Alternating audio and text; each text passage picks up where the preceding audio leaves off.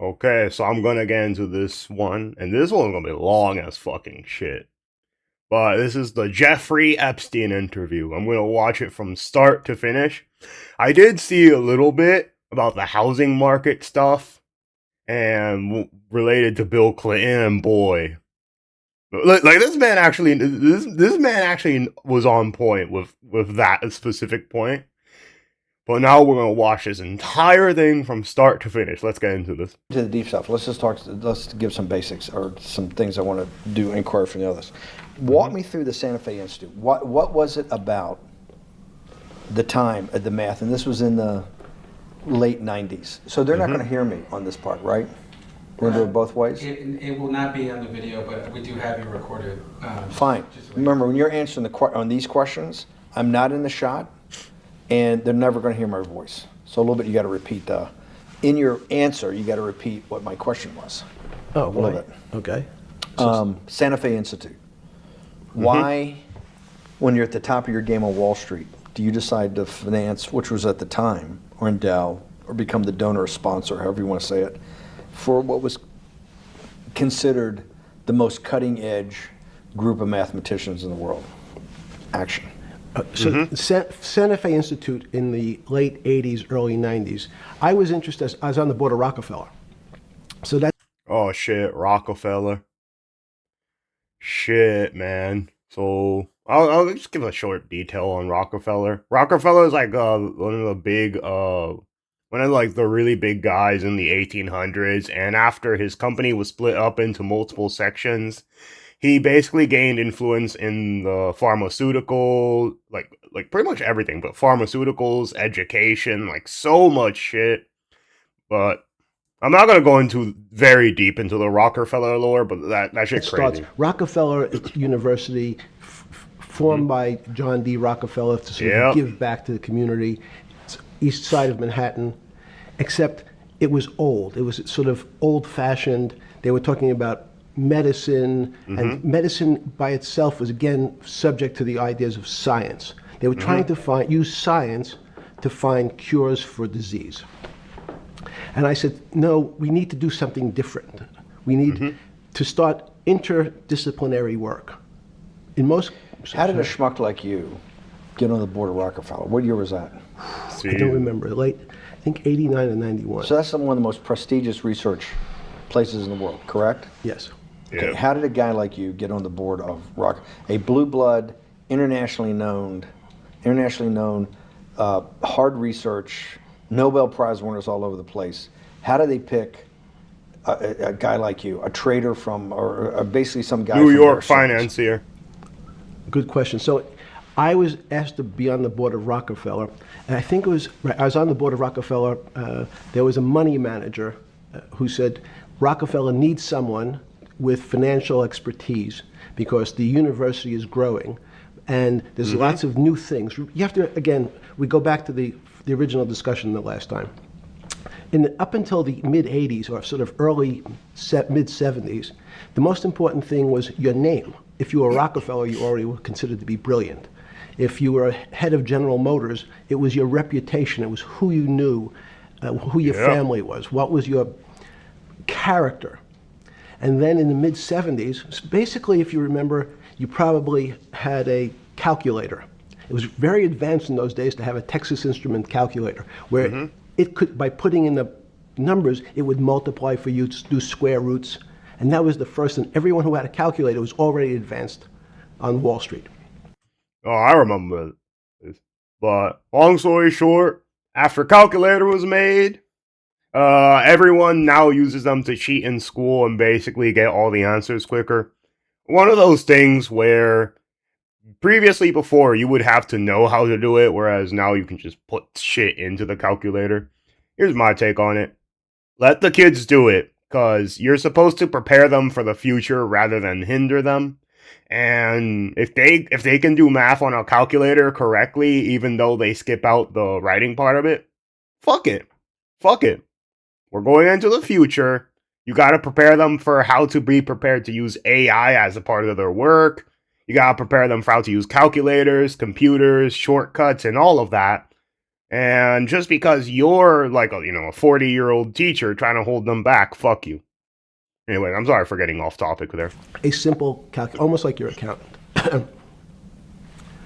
The most important parts of business were really now going to calculations. So it's not only mathematics, but it's things that could be calculated. Reputation couldn't be calculated. I could give you, are you a 10 on a reputation scale, an 8? What does it mean to have a measurement of your reputation? We'll get to that later. But places like Rockefeller needed someone to say, look, we're entering a different world where numbers and the numbers of companies, portfolio management was going to be balanced. It was going to be statistical. Jeffrey, could you come on the board? Potentially sit on the finance committee, Nancy Kissinger and a bunch of other people. And David Rockefeller and I got along very well. Damn. He was this unbelievable human being. Respectful to everyone. He introduced his driver as his colleague, not his driver. He would never say, this is my driver. He said, it's my colleague.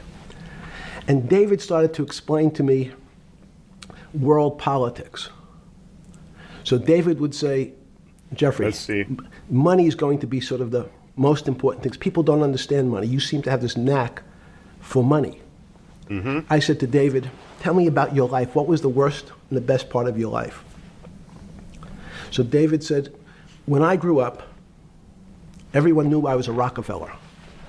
They didn't know that my father told me he would not leave me a dime. No money. Shit. But every time we went out to eat, me and my 5 friends at school, they would leave me the bill. They would expect me to pick up the check. Oh, yeah, this is one of those things.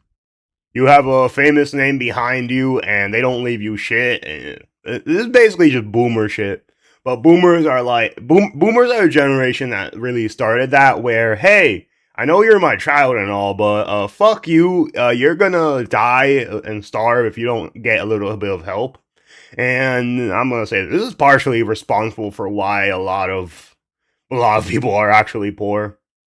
Because usually, like, I'm not gonna say, oh, I am gonna say, but predominantly boomers fucked it up, because, like, in Muslim cultures, at least ones here, as well as Jewish cultures here, they would actually help their family by giving them a leg up. And I'm not saying giving them the entire world. I'm just saying giving them a bit of money to help them out so that they can succeed. And it's usually after passing school, after marriages and all that, which gives them a huge boost and allows them to financially succeed in the world. Whereas boomers, like, once they're 18, they're going to be like, oh, I worked hard for this house, I worked hard for this, I worked hard for that, I worked hard for that.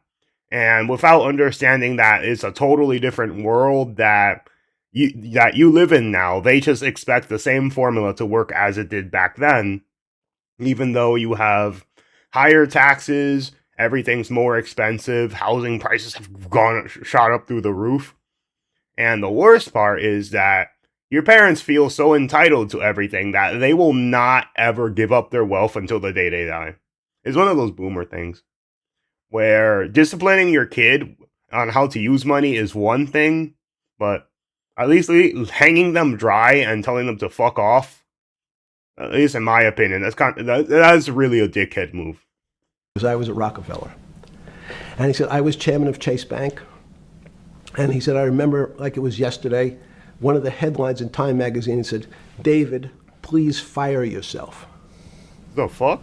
So he thought that there was a world that existed that would be a combination of both politics and business. I agree. And leadership. What do I mean? Pretty much happened. He formed something called the Trilateral Commission. The Trilateral Commission is some spooky stuff. People said it was something, the Illuminati, there's some mystery about it. Oh, God. People that ran the world. It was politicians, but David said most countries, the politicians get elected for 4 years or 8 years, separate from the royal families in England or in the Middle East. Someone's there for 4 years and then they're not there anymore. The most important people to have stability and consistency would be businessmen. So he formed this Trilateral Commission of businessmen and politicians from 3 major continents. So it was the North Americans. Wait, let me guess. North America, Asia, and Middle East. No, wait. North America, Europe, and Asia. That has to be it. That has to The be it. Europeans and the Asians. Boom, 100% correct. Boom. But yeah, it's very obvious because these are the most well-known, the most well-known places where most people want to travel. Like, obviously. Oh wait, I think Middle Eastern countries are actually in Asia. Yeah. Yeah. So I'm still right. Yeah. So he said to me, would you like to be on the Trilateral Commission?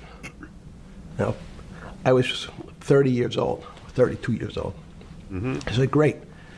And he said, well, you have to fill out this application so they have your bio.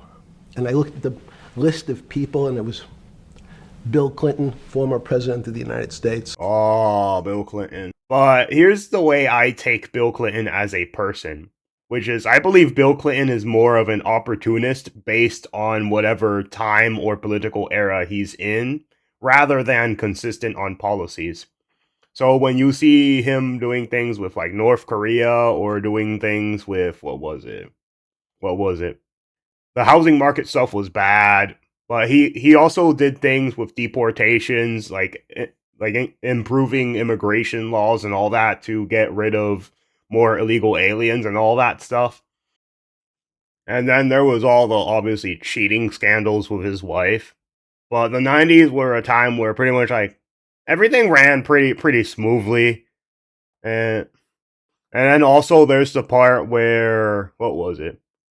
He after the Monica Lewinsky stuff was found out, Hillary Clinton didn't talk to him for 6 months until I forgot which country, but he bombed a country, and then Hillary Clinton started talking to him again in his administration. There's lots of shit going on with Bill, but my opinion of him is that he's more like an opportunist, where if he was president, probably in Joe Biden's term instead of his term, he would have been far more reckless and radical because he knows that his base is reckless and radical.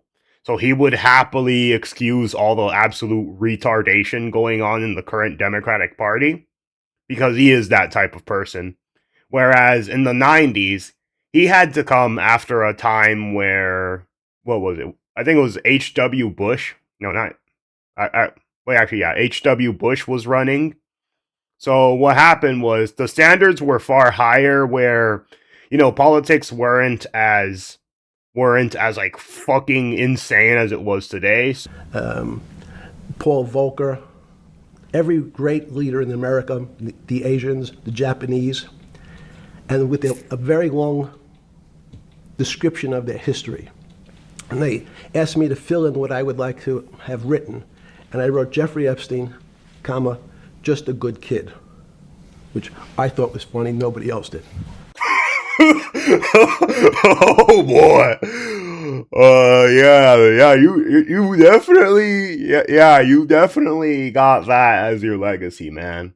Yeah, that's definitely what you're known for in 2026. Yeah, man, that's 100% true. There, like absolutely no change from that. That's it. Jeffrey Epstein is known as being a good kid in 2026, man. Bro. Okay, let's get back to So to answer your question, at that time I recognized around the world that monies and currencies were not really well understood. But again, it was only numbers. So numbers, and I'll get to the fact that it was bad thinking. Numbers are very good. Are most people that you meet, even on Trilateral Commission, when you meet most people, do you find most leaders financially illiterate? Yes. Economically illiterate? I would say yes. We give free stuff. What do you mean the free stuff has to come from someone's pocket? Okay, let's purge the middle class again like we did the last 57 times. And then let's give it to the poor people because there's more of them. And then let's give a tax loophole to the rich people so that they pay less taxes. Or better yet, let's force them to leave the state get mad when they leave the state and don't start a business here and go to Texas. And then after that, let's tax the middle class people again. Bro, that is the strategy. It always fucking works. We're gonna lower taxes. Oh, that means helping rich people. And people, I forgot which study it was, but there was something where people would rather hurt themselves and rich people simultaneously rather than work with them to benefit both them and the rich at the same time. I forgot which study was that, but shit like that, basically. Yeah, like I think AOC did it with Amazon. AOC did it with Amazon, where they were supposed to come in. She kicked them out for making factories. They celebrated, and then taxes were raised on the middle class. Like every fucking time, bro. Most political leaders don't come out of a background of finance. Most political leaders come out of a background of being popular. So in some of the countries, in some of the African countries, for example, they might have been a military person. They were a general. Yep. In some of the African countries, they might have been a disc jockey. Or in our country, they would have been an actor. The knowledge of money they don't have expertise, they have no degrees in finance. They really, and this is one of the major problems. Mm-hmm. Their expertise, if they have any financial knowledge, is of their own checking account or bank account and filling in their own taxes. Mm-hmm. So many world leaders who don't really have a financial underpinning make fundamental errors when it comes to money on a country or institutional level. Oh, yeah. Okay, let me tell you about this. So, the part where, I believe he's going to talk about Bill Clinton and maybe Obama after this, but basically, the financial crash was done primarily because he was helping minorities. Like, basically, he used minorities as a shield for the actual policy, which was, you have bad credit, therefore you don't get stuff. Minorities disproportionately would have bad credit. So then he would be like, oh, the government's gonna call your business out for discriminating against them because they have bad credit. So that's kind of how it worked. So if they had good credit, they could have gotten a house or some shit. But if they had bad credit, they wouldn't have. But there's too many of them with bad credit. Government hit you, force you to do it, and then guess what? The institutions fail because nobody's paying back shit because they are giving money to people that, aren't qualified, at least on paper, for those loans by those very companies. Let me give you an example. If you, Mr. Bannon, if I said your assets increased last year, you'd say, that sounds pretty good. And I said, what does that mean to you?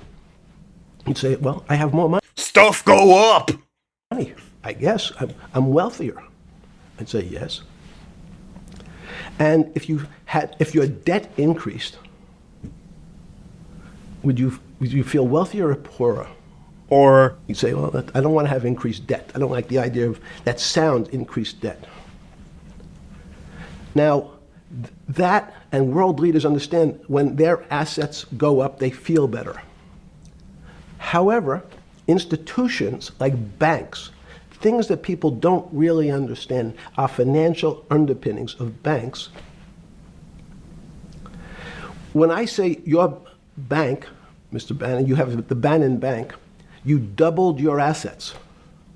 Sounds good, but what does it really mean? It means more taxes for stuff because your stuff now gets taxed more.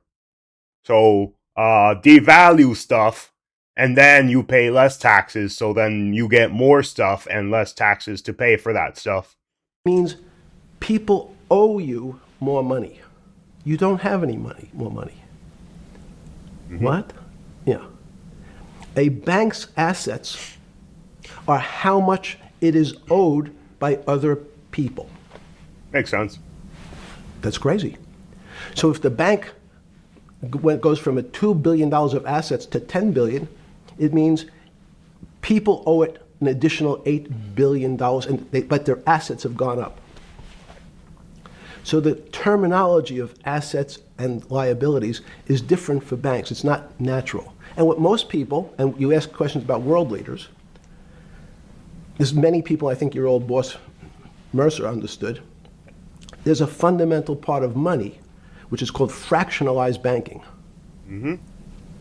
And fractionalized banking is something that finance people understand, and the people on the street, and when I say people on the street, that's where I was when I started on Wall Street, would find it impossible to believe. Impossible. Why? Bank Bank, I give you $1. Just one single dollar. In our system of banking, I would say, okay, Steve, I gave you $1. How much can you lend out to your friends? Wow. Okay, you see this? This is what he's talking about. I know a little bit about the banks. I'm not gonna pretend to be some super expert on it. But I think it was something like if you have $100,000, you could loan it to, I think it was like what was it, 10 or 100 people. Because the way it works is money go in, then you use that money, then you give a lot of people money, but it's bullshit money. And the whole expectation is that not everybody takes their money out at the same time because you don't actually have that money. It works something like that. Like I'm not gonna go too deep into it, but it's something like that. And your natural reaction would be probably something less than $1 because I want to keep something in my pocket. The way our system works is if you as a bank are holding my dollar, you can lend out an additional $8 or $9. Damn. No, it's impossible. I only have $1, Jeffrey. We have something called fractionalized reserves, which is if you have 1, you can lend out 9. That's the way our system works. And so not only do world leaders not understand banking, but the man on the street, my father who worked in the park department, it would be beyond his imagination that people could lend out more money than they actually had in their pocket. Yep, it's all bullshit. The entire system is bullshit from start to finish, man. As I said, man. But it works like that. Bro, it's so funny. But yeah, the banking system, here's my take on it. I don't fucking know how it works, so I ain't touching that shit. That's my take. It somehow has not failed us a lot or very super often, so I guess good. Next question. But how did this, in understanding that, when you get on something like the Trilateral Commission, you're on the board at Rockefeller, which is the most advanced research. You get brought into the Trilateral, which is the elite of the elite. How, since you're only at that time 30-something years old.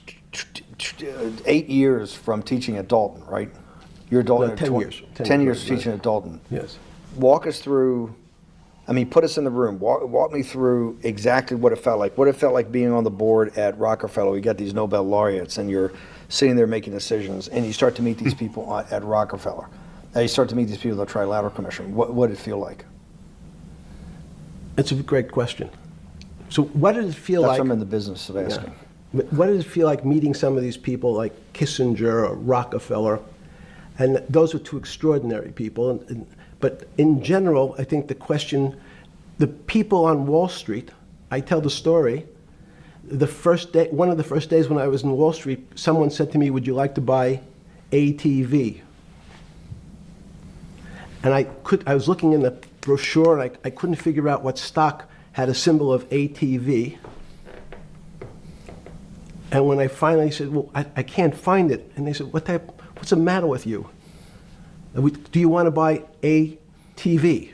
Which is, he was selling hot televisions, stolen televisions from the floor of the American Stock Exchange, referred to in common parlance as the televisions fell off the truck.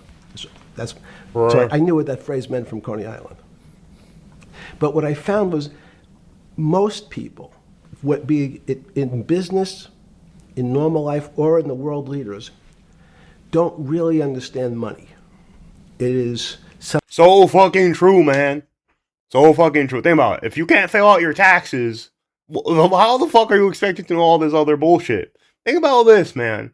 Most people don't even know what per capita is. There are some people who genuinely are unable to realize how the fuck a hypothetical works. Like for example, let's use this one. A man stabs a woman, therefore, and then he runs away, and he just happens to be black. And let's say this happens 100 times from this group, and 100 times from another group, but the other group is 6 times the population. Which group does more crime?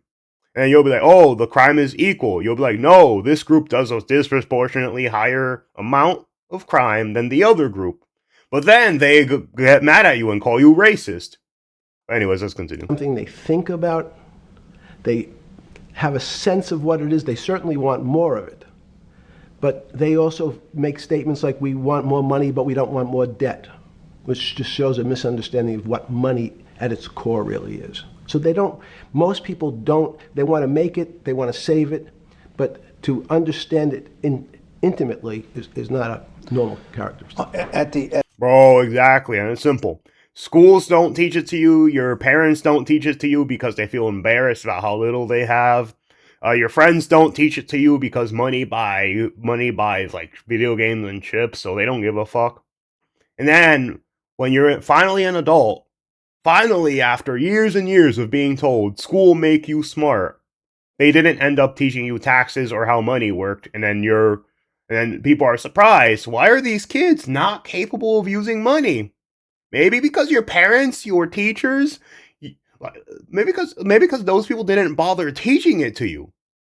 Oh, and now you're surprised everyone retarded and think dollar mean good? Like, what the fuck, man? But yeah, that's how it works. The same thing with a lot of things, which is why I am very pro teaching people how to use money. Not as complex as an economics major, but like, you know, basics. Like credit is bad. Credit is bad because if you have this mindset, it's bad. But if you can do this with it, it's good. But if you can't do it, don't touch credit, or maybe touch it very little. And there's all that stuff where a lot of people don't get compound interest, don't get investing, don't get saving money, because the whole point is, I have stuff now, I can buy stuff now, and then worry later. And by the time they're in retirement, they're wondering why they're like 75 years old and have no money. And then when they get their social security checks, they wonder why the money is like, you know, pretty much nothing at all. At the first trilateral. Oh shit. No, don't worry. That's. Or something. Oh, here. Yeah, good. You're good. Just give me approximate. You joined the trilateral I commission. think it might be And we'll be able to show we'll pull down the chart of where your name was, but just give me roughly when it was. I think it could be 90. I don't remember. Okay. Let's say early 90s. Yes. When you got on the trilateral commission and had the first, do you remember where the first meeting was? It was in Tokyo. In Tokyo. And at what hotel? I would like to say the Hilton, but it's probably not. And it's a 3-day, 4-day? Give me some 3-day event, and walk me through the whole thing. Speeches. It starts with a dinner. Just walk me through it. It was boring.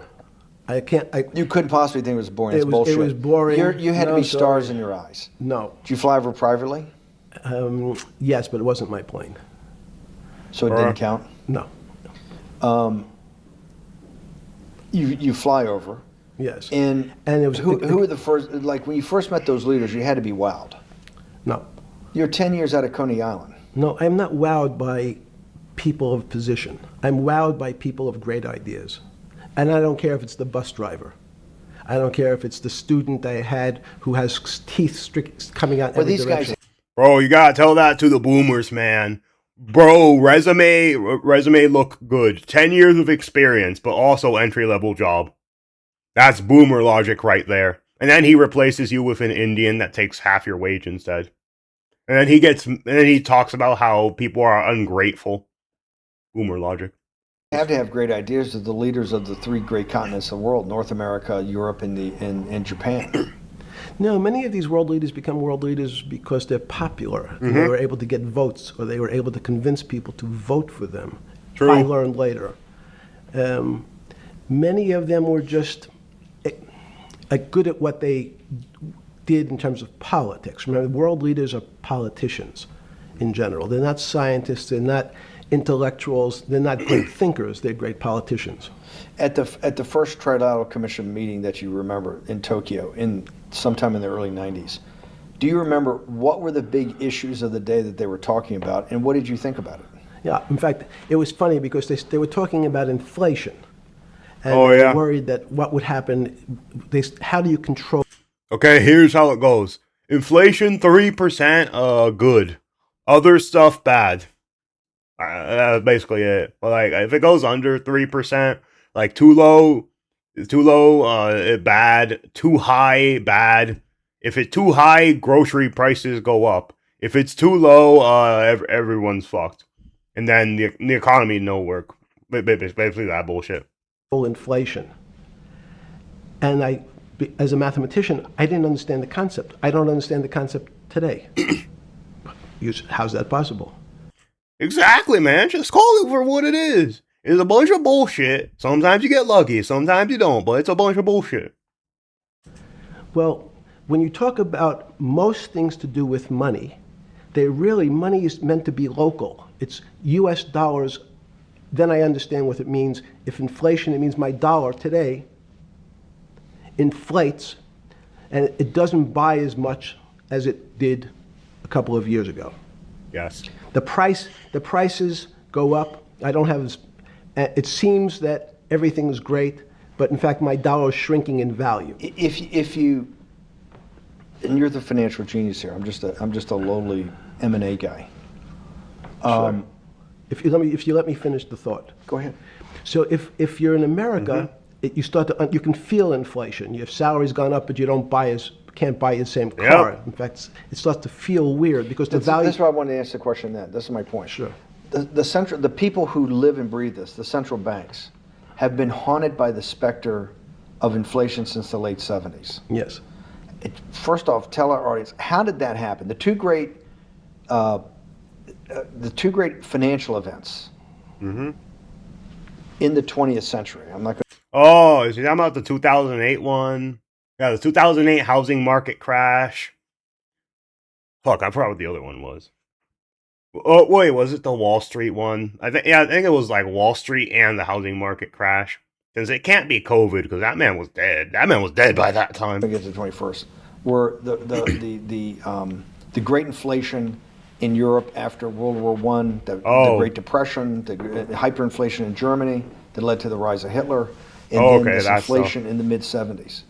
Before you go over explaining inflation, why is this specter of inflation always the central thing in central bankers' minds? Because it goes back to the first concept I said, the weird concept of fractionalized reserves.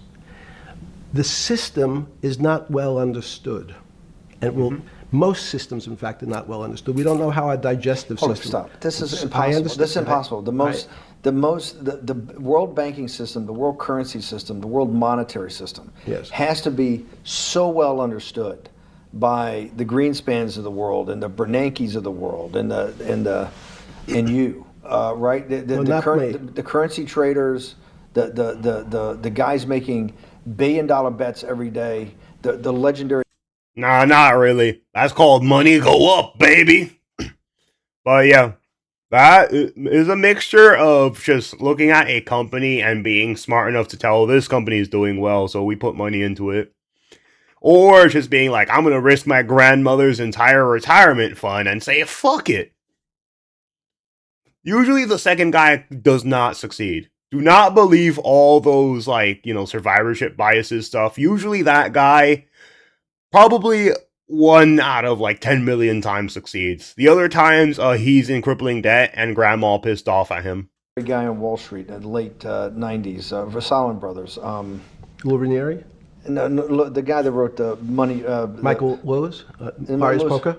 Yeah, Liar's Poker. Who's that about? That great trader. Lou Ranieri. No, it wasn't Lou, the guy that ran the desk. That eventually ran the hedge fund that went long-term capital. Yes, I don't remember. Who's the guy? I want to say, I don't remember. I'm sorry. Lou Ranieri is big, but those guys have to understand the system perfectly. No, they don't understand the system. They understand the local part of the system. So, for example, why is not only inflation, most bankers are terrified if the public understood that the bank really doesn't have their money at any one time. It's one of the things during the Depression, there were runs on the bank. Oh yeah. The reason the banks don't keep much money in the actual bank is they assume that not everyone's going to want their money on the same day. So it's not really the fear of inflation. The fear is a run on the bank. Everybody wants to take out something that doesn't really exist. Inflation is tied to interest rates. It's a more complicated example. But when your money doesn't buy the same amount of product this year than it did last year, if it buys less and less, like it happened, you use the term hyperinflation. There's certain countries that are not managed well, like in Africa at the current, I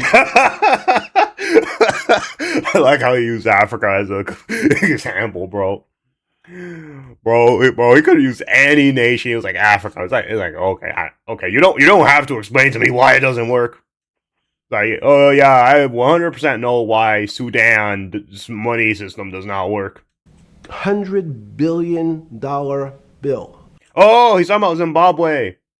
Okay, let me get to the short part of it. But basically, they printed out money, and then the next day, prices of things went up. So then they print out more money, and the prices of things went up, and then they print out more money, and the prices of things went up. So yeah, that's basically how the shit works. Yeah, maybe I'll get to Zimbabwe in a later video, but I think it used to be called the bread crop of Africa, something like that. But then they weren't able to make food anymore because they kind of killed all the fucking white people. But yeah, after that, everything went to shit, and then they're trying to bring back all the white farmers again after horribly genociding the other ones. So I hope any person is not willing to risk their life going there. $100 billion bill in Zimbabwe is worth 1 American cent. Damn! That's the perfect example of hyperinflation. It goes up. Hey man, I mean those eBay guys are basically ripping us off, man, bro. 1 cent? Bro.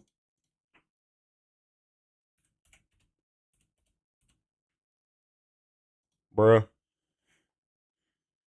Bro, these people are ripping us off then. Bro, look at this shit. $40? Hell no. Bro. 14 is kind of reasonable. But yeah, so yeah, that means it's all bullshit, man. I mean, these guys are literally actually ripping you off with money that it was worth like 1 cent. Probably less now. Ah, fucking damn. It doubles every day. So people are afraid that their value in the system starts to break down. But so if I said to you, does your doctor understand your body system? You'd say, well, I hope so, because I want him to keep me healthy. Oh, yeah. But you could have a kidney infection, you could have a heart attack, you could have a broken knee. There's lots of pieces of this system.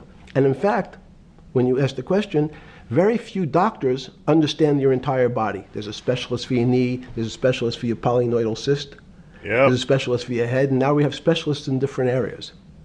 So and I'm going to get to your first question about Santa Fe Institute.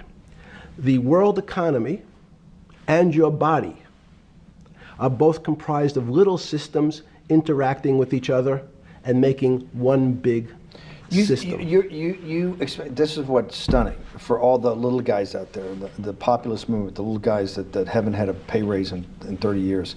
They think that these elites, have everything. They're the guys in the room making the decisions. Deport the illegal immigrants. Have teenagers fill those jobs. You can do the other parts, but at least do that fucking part, man. So the party of Davos guys. You're sitting there, you don't think many people today really understand the complexity and really all the moving pieces and how they interconnect to the world's financial system. No, not only don't they understand the complexity, and that goes back to Santa Fe Institute was an attempt of trying to see if there was a way to mathematize, formularize, or algorithmically understand what the term complexity means. That goes back to the original question. Complex systems are complex by definition. But there's not. Wow. I would have never thought that, man. I would have never thought something called complex systems would be complex, man. Necessarily, it's not one level of complexity. As we might say, well, our fingers are complex, the movements, the muscles of our hands, but it's not as complex as the blood system. Now I have a circulatory system. I have systems on top of systems, so that there's no one group of or person that really understands the way the body works. There's no one group that understands the way the financial systems work. You might understand U.S. bond market. Now, you've asked about the trade of long-term capital. That was a bond fund, very small part of this very complex system. So the goal of the Santa Fe Institute was to see, is there a way to get in, somehow understand how complex systems interact?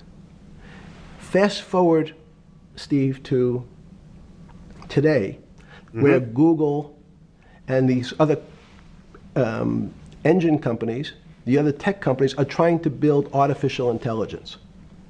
The strangest thing that they found, one of the strangest things, is that the systems that they design, this artificial intelligence, which a lot of people have heard about, is they design a bunch of systems. They're called neural nets. The term simply taken out of brain work, neurons in the brain. Nets because they actually look like a net. They put in some inputs. The computers work, spit out an answer. Damn. Sounds normal to you. It's because you're thinking about that calculator you had in 1976 on your desk. When you ask the person who designed the system, how did it come to that answer? How did your neural net, can you show me the calculations? They say, no, we don't know. Bro, I said bullshit. Bro, well, this is how it works. Just accept it exists. Someone made it, more people added to it. It works somehow, so that's all that matters right now. We don't know how the thing we designed actually came up with that answer. That's pretty strange. They take the same neural net now, and they put it in front of a video game. No learning, nothing. They said, to the computer, they say, sit in front of your video game and learn how to play. Oh, yeah. I remember that, but he's dead after, he died after this one, but I think it was like they put all the major engines against each other and then against Stockfish, and what they found was the other engines literally just started cheating in chess in order to win. Because instead of winning the game against Stockfish, they found it impossible. So then they were like, let's add like 2 random extra queens to myself, so therefore I can checkmate Stockfish. Which is kind of funny, bro, because that's what I would do too. It seems the computer learns better than any human in history, faster than any human in history, beats any human in history, but when you ask the designer how did it do it, no one knows. It just did it. So that's the first little touch of things that we already have gotten to a place where we don't understand it, and we built it. On Sunday afternoon, September 14th, 2008, where were you? Sorry? I think that, if I remember, I think this was after the conviction. I think, what was it? He got kicked out 2003 in Mar-a-Lago. 2006, I think, was the trial. Fuck, let me check. What year was the Florida plea deal?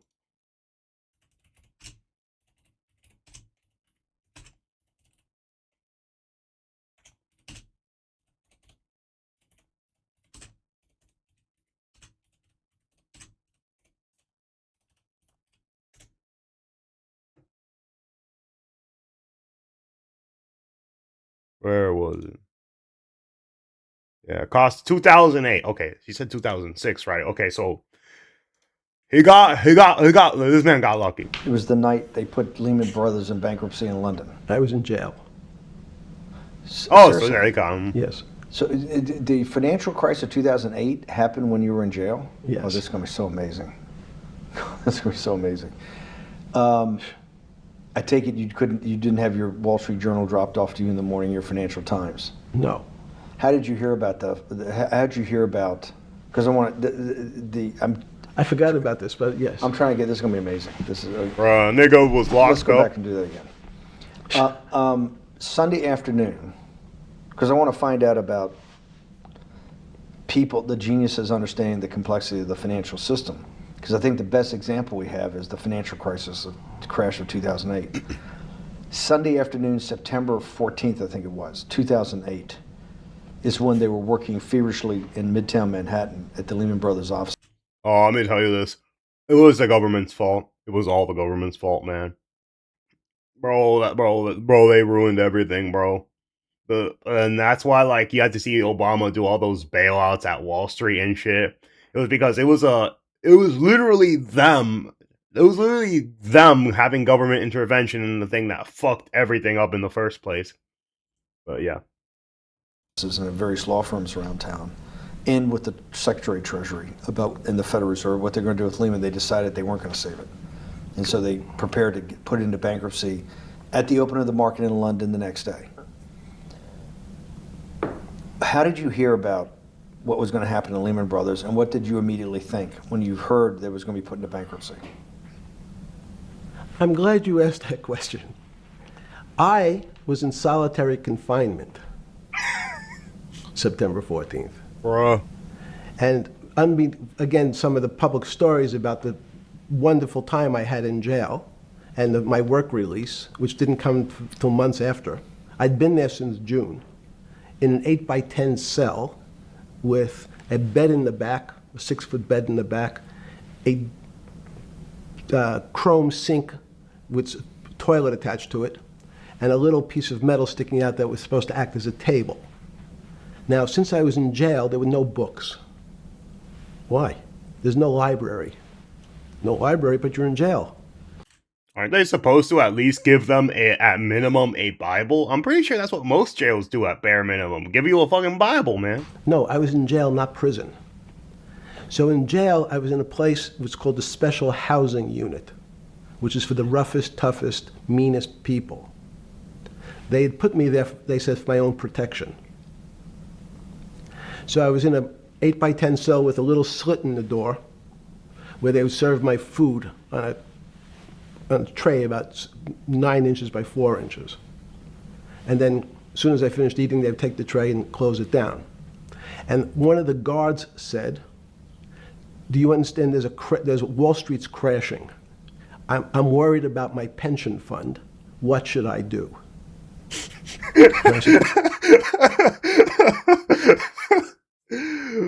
Bro, man. Oh, I love that. I know I'm your prison guard, and I know you're an accused sex trafficker and pedophile, but, like, what do I do about my money? I mean, to be honest, like, the closest financier next to him. Sorry, Wall Street's crashing? What's happened? And he said, there's some crisis and some companies are going bankrupt. I said, are you sure? And he said, yeah, it's all over the papers. We're all terrified we're going to lose our life savings because we have either a 401k or our pension funds. We don't know anything about money. Mr. Epstein, can you tell us, like, what's going on? Am I going to be able to afford my children's education? Am I going to be bankrupt like this company called Lehman Brothers? And there's another company in the front page today called Bear Stearns. Oh no, I said. Why? Because that's the company I was a partner in. And in fact, that was a company I had a very large investment in. So, as a great story, I didn't have my Wall Street Journal, but in the early mornings, you're allowed to make 2 phone calls, collect. Bro. And when you pick up the phone, you can dial a number, and when the person picks up, they say, you're getting a call from the Palm Beach County Jail. Will you accept reverse charges? And the person either says yes, and the call goes through, or the person says no. The person I had called was Jimmy Kane, the president of Bear Stearns. Oh, God. And I said, tell me what's going on. And so that my knowledge of the financial crisis happened with Jimmy, who was at the center of the storm, telling me about what Lehman had gone under, and they were trying to figure out a way, should they bail out Bear Stearns? The did it strike you at the time of the mess you had made of your life to be in a situation that you're one of the greatest financial minds in the world, looked at by world leaders and asked their, your thinking by the most prominent and important people in the world, and here you are in solitary confinement. You got to make a collect call to somebody. Did it strike you at the time how all the threads of your life had come together and put you in a position, or you had put yourself in that position? No. So it never struck you when you had to make one of your 50% of your collect calls that day, you call the president or the head of the CEO of Bear Stearns. The biggest financial event in your life is taking place, of which one, every important person in the world would be seeking your opinion. Number two would be a once in a lifetime opportunity to apply your craft. Number three, it would be a once in a lifetime opportunity to make money if you were smart, and obviously you're smart. You're telling me here, truthfully, that it never hit you at all of how you'd ended up in a place where you had to make a collect phone call from a jail cell that was 6x9 with a steel bed and your food being passed in through a slot. The question you want to ask is, who was the other call to? Okay, who was the other call to? The other call was to my friend at J.P. Morgan, who was then, I didn't know it at the time, trying to buy Bear Stearns. So at one point, I had two phones. It was difficult because they're afraid people are going to hang themselves with the phone cord. So they don't actually come together and they're pretty short. Yeah, wonder why. Something in 2019 proved proved something like that to be potentially a little scary. Yeah. Something happened in 2019, man. If only you knew. Yeah. Hang themselves. Yeah, man, bro. That's exactly what happened. Like, whether or not he killed himself or whether or not he hung himself, well, we don't know for sure, but those events are fucking sketchy as hell. How it revolved around him and how he eventually died. So I was actually going between two phones talking to Bear Stearns and J.P. Morgan at the same time. So I found it amusing. And it never struck you about how to end up in a situation like this? No, that would be probably means I would be too self-aware. You can't possibly expect me to believe this. I know. I don't believe it.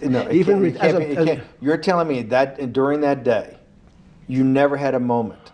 You sat there and go, what the fuck have I done with my life that I'm in a 6x9 jail cell when I should be on a trading desk, or I should be in my $250 million greatest townhouse in New York City, taking calls from the king of Saudi Arabia, the president of China, the head of Russia, the president of the United States, to save the world's population from a financial debacle. You honestly expect me to believe that never happened? You're suggesting I was somewhat depressed, and how could this happen to me? I'm not saying depressed. I'm saying a moment of awareness of how could I get myself into this situation. No, I would just say how strange that this happens. It's strange. I'm wearing a jumpsuit and flip-flops. What color was the jumpsuit? Brown. Brown. Brown jumpsuit. Yes. Bro. I notice I don't see you in a lot of brown. No. Brown jumpsuit and flip-flops. Flip-flops, yes. With no access to books, no access to newspapers, no access to anything. You had lived on information. Except my Almond Joy bars. I had extra Almond Joy bars. Did you eat Almond Joy bars and things like that because you're afraid of what the cooks did to your food? Yes. Is that because of that you were in for the crimes that you were in for? No, it was just in fact, I was. Is it because you're wealthy? Yes. How did you know that? Well, people would constantly come if I was passing by or have to go for my medical, people would either ask to borrow money or make some other types of comments about. And In the beginning, what were the comments? At the beginning, what were the comments? it serves you fucking rich guys right that you're here next to me. There was nothing about your crimes. No. So all this rumor you hear all the time about people in prison that commit the type of crimes you commit, you're saying in your personal thing is not true. No. It was all because you were rich. Yes. And it was all because they wanted to borrow money. Or get advice.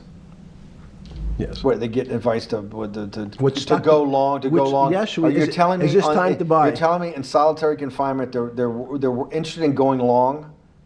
Yeah. They want to know What what does that say stocks. about human nature? Well, what I think the people find, one of the reasons they wanted to keep me in solitary confinement was they're afraid that everybody would want to know which stocks to buy. But what happened was, after this crisis, now it's on the front page of every newspaper. I don't want to lose this day. Sorry. When you first heard that, was it Bear Stearns had been kicked into bankruptcy, 6 months before? No, this is the same time. This is part of the same deal. I thought no. Bear Stearns, they saved Bear Stearns and didn't save Lehman Brothers. That's right. it. They 6 months let before they had bailed out Bear Stearns, but Bear Stearns was still a zombie, A shell of its former a self. former self. But they had quote unquote saved it. They admit. Why did they make the decision in your mind? Why did Hank Paulson and Bernanke what's this concept of moral hazard? Explain to the audience what moral hazard is, and why did they save Bear Stearns 6 months before, and why did the smartest guys in the room decide not to save Lehman Brothers? It's a good question. The real issue is I'd have to go back when you have these systems to the way your doctor responds to any type of emergency in your body. If they might decide to save your kidneys and let your gallbladder go, because the gallbladder is less important to your overall system.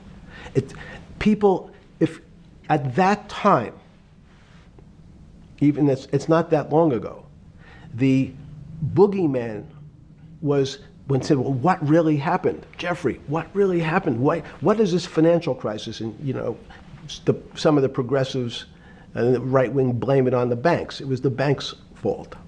And it's the fault of this very esoteric, unknown concept of derivatives. It was really the derivatives that caused this financial crisis, because the derivatives got somehow out of control and in the Mickey Mouse. And that was the way you started your road to a billionaire went right through derivatives. Yes, but derivatives were not the cause. Derivatives were not the cause at all. It's like saying your hair was the cause of your heart attack because it was on top of your head. So what when you was fell the down. cause? There isn't. Let me say, there's no one specific cause. These are system collapses. So many times when they have to make your death certificate, when you say, well, what did he die from? They'll say heart failure. But if you say, what was the cause of his heart failure? Well, he had low blood pressure, his sugar was high, he was diabetic, he had all these other problems. But they say, no, we need a word on your death certificate. Did he die from brain damage? Did he die from heart failure? That's the financial crisis. Many people said, well, what caused it? They wrote, like on its death certificate, derivatives. But derivatives are not a fundamental cause of anything. Was it Sunday or Monday? I take it was Monday morning when you made your two collect calls and you were talking to Bear Stearns on one hand and Morgan Stanley on the other. J.P. Morgan. J.P. Morgan. That was Monday morning. Did you, Jeffrey, being one of the financial geniuses in the world, did you understand what Lehman Brothers going into bankruptcy, the domino effect, that by Thursday the financial system would be under such extremis that if it didn't have $1 trillion cash infusion in the United States, it might collapse? Did you know that at the time? Did you view that at the time? Yes. You did? Yeah. Why? Again, I don't want to bore you or the audience with the idea of it's a medical procedure, but you had system failures.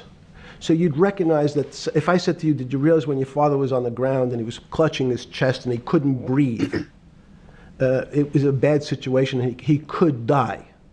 That's how I saw it. Did you immediately think about the commercial paper market? I mean, the mechanical triggers that actually you had to blow through these circuit boards. Did you know the circuits? Did you understand the circuits, or did you have a concept of the circuits that were going to get blown through? Yes, but Right. only because of an analogy to a body. And in fact, from my telephones against the wall with my little metal wires, because the next day I talked to another person in Washington about the issues of what I thought was happening, and I made the same discussion about the... They were at the Treasury Department? Yes.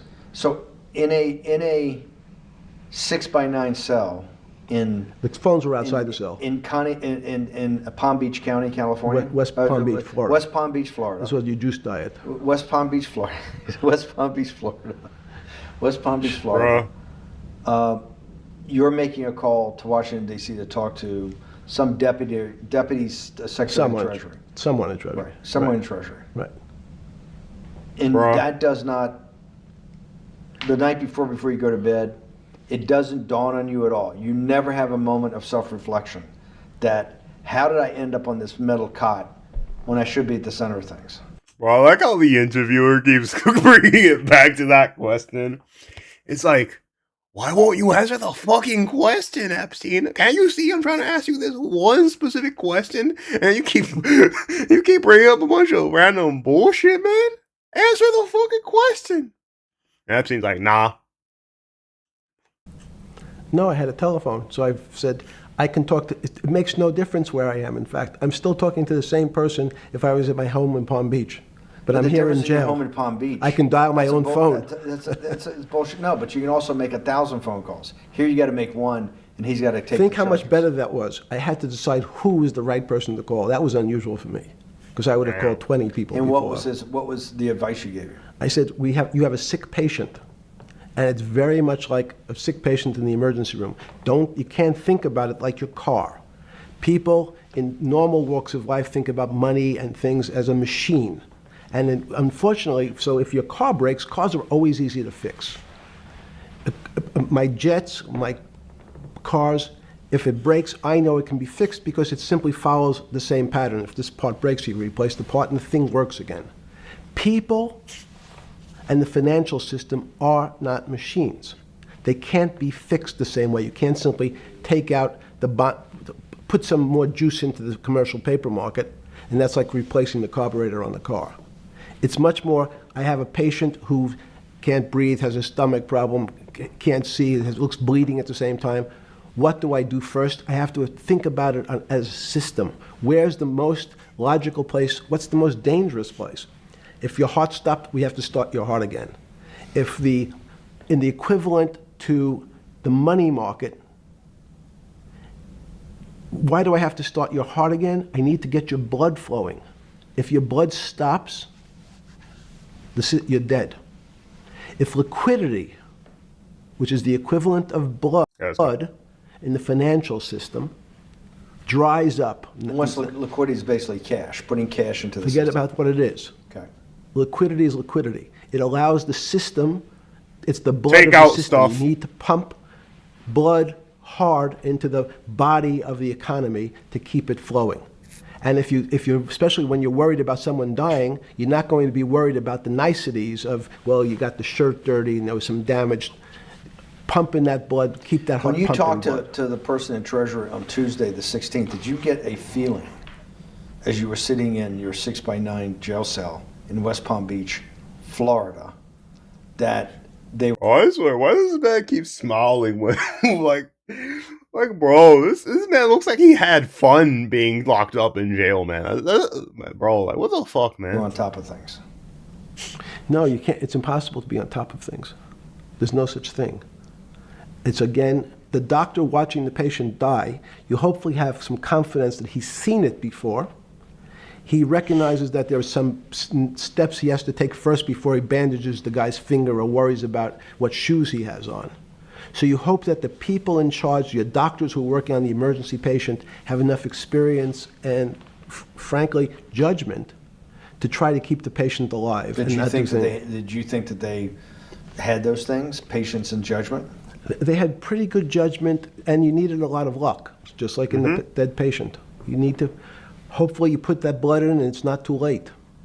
And you make some mistakes, but you have to know you're going to have to give it a shock. In the run-up to the September crash of 2008, Yeah. I guess you weren't occupied with finance. That whole summer, how long had you been in jail? Went to jail June 30th. So the entire summer. Yes. Before you went into jail, you were still very active in the financial markets. Yes. When I say active, you trade currencies every day, you trade stocks every day. When people, I don't do any. someone like you, or you give advice to people to trade stocks or trade currencies. I don't trade every day. I think that's, like Woody Allen said, you can't beat the bank. So I try to pick my spots. George Soros picked his spot when the pound collapsed. This would have been a great money-making opportunity that passed me by when I was in jail, but that's not how I think. In the run-up to that, in the spring of 2008, that's when Bro, talking about George Soros. Talking about George Soros. He's probably talking about that one time I think it was he collapsed the Bank of England. And I remember he said something like, whenever I do something like this, I don't think of the ramifications nor the damages of it. Bro, that man has no morals, man. His morals are money this, money that, money everywhere. So bro does not care if he could ruin an entire whole ass country for that shit. Bear Stearns got in problems, I think, in the spring of 2008, and they decided to bail it out. Did the Bear Stearns guys talk to you for advice at that time in the big crisis in Bear Stearns? No, but see, again, unbeknownst to most people, and it's easy to blame people for the financial crisis, like you'd blame someone for giving your father the drink before he had his heart attack. But what really happened, the real enemy of the finance system was Bill Clinton. There we go, our boy, Bill Clinton. But yeah, this is the part where he talks about Bill Clinton's basically, like, Bill Clinton knew what he was doing. Like, Bill Clinton's not a retard, which is the scary part. He's a bad actor who is not a retard, which is different than a bad actor who is a retard. Because, like, everything he does is on purpose, and he doesn't give a shit. Let's get into it. If you ask me what and who caused the financial crisis, I would tell you it was Bill Clinton. Because of what Bob Rubin and he did to deregulate the financial system? No. Because the last time we had our 60-minute interview, you talked to me about home ownership. And you asked me whether everyone should own a home. And I told you, no, it's too risky. So the financial collapse of 2008 is because of hardworking African Americans, Hispanics, and whites who wanted to have a ownership stake in the society that all rests on their shoulders. They're the culprits. No. Nah, they're not. They are a symptom. The whole way it worked was, we give you house, then they vote for you. We got you house. Now they're happy. And the thing is, it's the government. The government overreach was basically what created it. Because it was like, oh, you're doing it because of racism or discrimination, which is why you're doing this, instead of, oh, his credit score sucks. And the reason why as I said before, was because they have worse credit scores and worse finances in general, which then make it so that you can say, oh, you're discriminating against them, and that's why they can't get a house. Not at all. Okay, then I didn't say they were the culprits. I was pretty clear it was Bill Clinton. Okay. And why was it Bill Clinton? Because Bill Clinton wanted to get votes from those people. Yeah. And he sold them the idea that instead of renting in a house, and historically the values of houses have gone up, and he said, you guys in these local communities who haven't been able to afford a house before, I'm going to show you a way. I'm going to give you a way, because I'm sure I'll get your vote, that you can own a house, because I want your vote. So what we're going to do is, I'm going to let you buy a house, Mr. Bannon, when you really you're right on the border, maybe, or not even on the border. Your credit is not good. Okay, let's be honest. Yep, and this is the part. He got the retard vote, man. Bill Clinton got the retard vote. And I think it's the same way with Mom Dummy. Like, bro was like, I'm giving you all this shit. And he was like, oh, bus fares go up 50 cents. Or was it 10 cents? And also, we are in a shortage of $14 billion. I'll make a video on that part later. But yeah, he got the retard vote, bro. If you promise people a bunch of shit, call it socialism and say, yay, good. Guess what happens? They vote for you. Bro, it's the easiest grift of all time. It's the easiest fucking grift, man. Like, think about this. Vote for me and I'll give you a brownie. And what's the other guy gonna give you? Oh, the other guy says, oh, you have to buy your own brownie. You have no incentive to vote for the other guy because he's not promising to give you a brownie. Bro, retard vote, man. Goddamn Democrats. Smart as hell with their retard votes, man. And it's not my fault, it's not Bill Clinton's fault, but if whatever happens, at the moment your credit score or whatever it is, your credit's not good. Now, normally, you come to me and want to borrow money, I'm a bank, and I say, I'm sorry, Mr. Bannon, I can't lend you money because your credit score is not up to where it needs to be. Hopefully, if you work harder and clean up some of your problems, it will be. But no, what I say to you is, I'm going to figure out a way to lend you, not give you. I'm going to lend you money anyway, though you don't have a good credit score. Yep. And don't worry, I'm going to get rid of the term that you don't have bad credit. Bad credit sounds pejorative. You don't want to be a person. Sounds judgmental. Yeah, sounds judgmental. So what we're going to do is we're going to call your credit situation subprime. Oh, Bruh. nobody knows what that means. Subprime. It's amazing, but it's not amazing. It's almost amazing, but it's less than amazing, but it's close to amazing, but it sounds like amazing, but it is amazing. Yeah, that's your credit. That means prime is good credit. Subprime is not good credit, less than good credit. So we'll call it something that people really won't follow. And we'll tell you what, we're going to have people lend you money, though you are a subprime borrower. And Bro, basically saying, I know you guys eat crayons and shit yourselves, but here's some free stuff. So continue eating crayons and shitting yourselves, and here's more free stuff. Basically like the Somalian community. Absolute waste of fucking taxpayer money. And the only reason they exist is as a voting bloc for the Democrats in Minnesota. Like, outside of that, like, they have absolutely no positive impact on society outside of like buying themselves luxury vehicles and luxury houses at your expense. Same thing like that. we'll figure out some government agencies to guarantee your loan, though I don't think you're a good risk. So the banks say, no, no, no, we don't want, initially, the bank said, sorry, this is too risky, Mr. President, for us.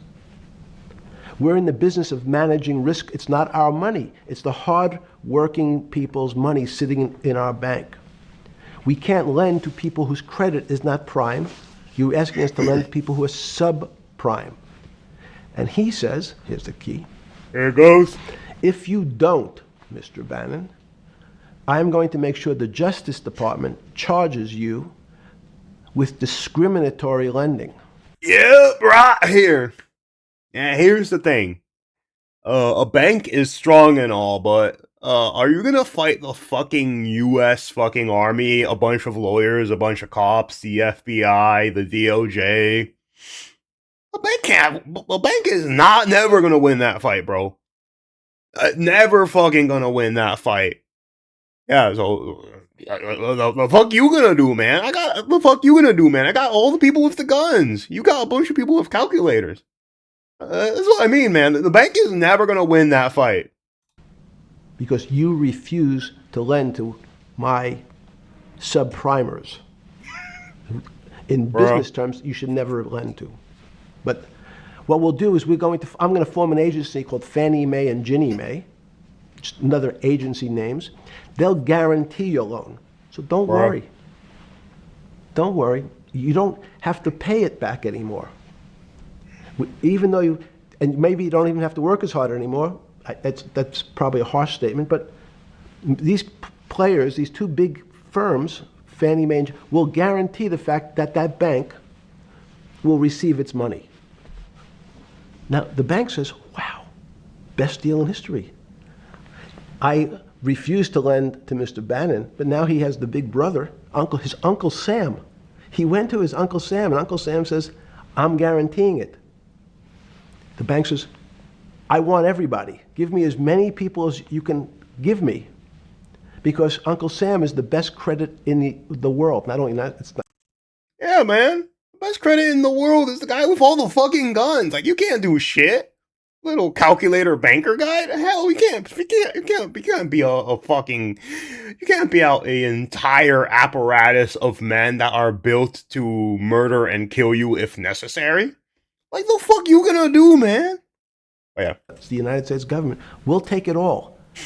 We'll take as much subprime as we can handle, because it's the best investment for the moment. It's a strange investment because it has politics that has inserted its way into the numbers. Politics doesn't belong in the markets, but now we're going to have, I want the votes, we'll make guarantees that you who can't get a house normally will be able to get a house from the bank. The bank says, yep, this is the best deal in history. We will package 100, 300, 1,000 of you subprimers, and we'll sell it off to somebody else. And the whole system becomes mired in subprime mortgages. That's becomes the What do issue. you mean mired? Mm-hmm. There's just too much supply. It's a supply-demand problem. You get too much supply? No, it's a very good question. What does too much supply mean? Well, then you get to people, go back to your first question to me, government leaders. Government leaders know if they're good, and they can do mathematics, they can balance their checkbooks. So certain people in Congress said, well, how do you value these subprime mortgages? The banks say we've been valuing them the same way we've always valued them for the past 20 years. The accounting firms, there's something in this country called GAAP accounting, which is a standard type of accounting. And we account for them the same way we've always accounted for them. If we paid $1,000 for your mortgage last night, when we put it on our books today, we're going to say its value is $1,000. It makes sense. I paid for it what's its value? It's $1,000. That's what I paid for it last night. No. The Congress people said, that's not really a good answer, you know. That doesn't give us confidence that you know what you're doing. Because what happens if you have to sell it tomorrow morning? If something's happened and you have don't worry, man. Just push it towards the next president. He has to deal with it. There you go. There you go. The problem solved. Push it to the next president. Done. to sell it. Remember, there's kinds of stress tests. Would you be able to value it at what you paid for it the day before? And Wall Street says, that's not the way you can think about this. This is crazy. We always value things at the cost from the day before. And they changed the accounting method. In essence, to say, not what it was worth yesterday, but if I have to sell, what would it be worth? That's impossible. So what happens is, every bank now has to value something they bought yesterday at lower than they paid. Never before in 20 years did they have to do this. So something they bought at 1,000, on their books was 1,000, is now 990. That starts to, you asked the question about what did I start to think about. something's 1,000 and 990. This person now has to value it at 980. When did you first start? So I'm gonna end this video here and do the second part a little later.